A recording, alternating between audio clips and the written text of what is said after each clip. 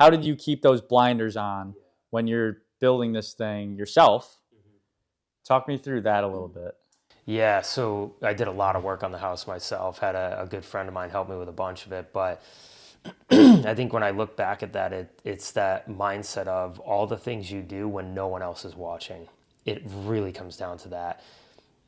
That's why I actually hate social media. I don't use it. I don't look at it. It despises me. I hate reality TV. You and I have talked about this. Like I walk in the room if reality TV is on, I can't even be in the room. It's like I don't want to look at someone else's life. I want to look at mine. So, but also it's easy to do the things when everyone's watching, when the trophies are there and the press is there. It's not easy to do them day in, day out when you're alone and it's you.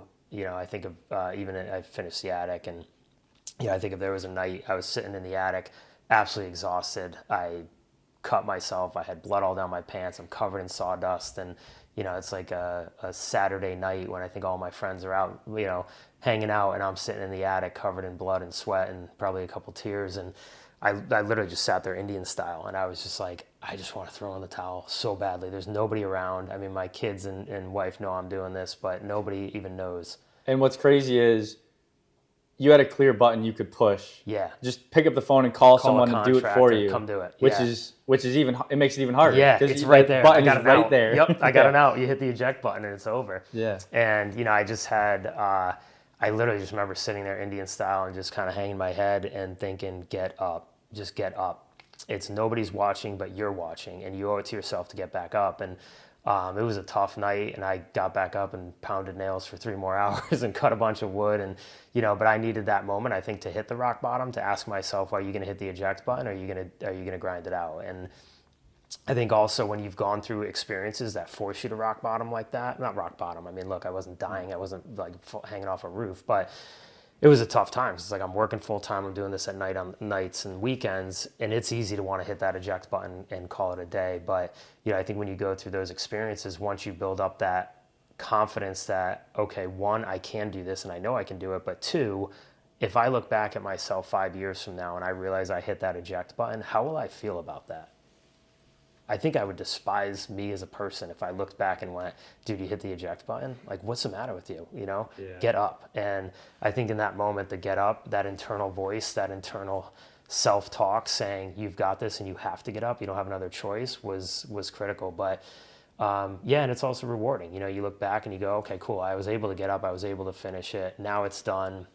My kids have their friends up there. We have a guest bedroom up there. I've got my home office up there. Like, it's all rewarding in the end, but it's the moments in the dark at 11 p.m.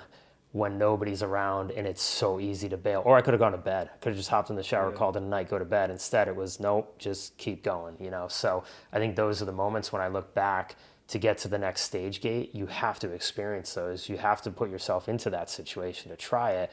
And then when you hit what you think is, worst case scenario where you want to hit the eject button, just keep going. Even if it's another hour, another day, another whatever it is, just keep going. Find that mental fortitude to just push a little harder and get out of that hole. And then it got so much easier. I sprinted to the finish. Like, once I hit that point, I knew that's about as bad as it's going to get. Like, I did not want to throw in the towel up until then. And then the rest felt easy. I just cruised, I finished it, and it was done. David Goggins actually has this thing called the 1 second decision. Like, he was, I think, Navy SEALs, whatever. But if you give up and you ring the bell, right, to call it quits when you're in training, like, that's a 1 second decision that as soon as you step in that hot shower, you're going to be like, fuck. For the rest of your life. Yeah.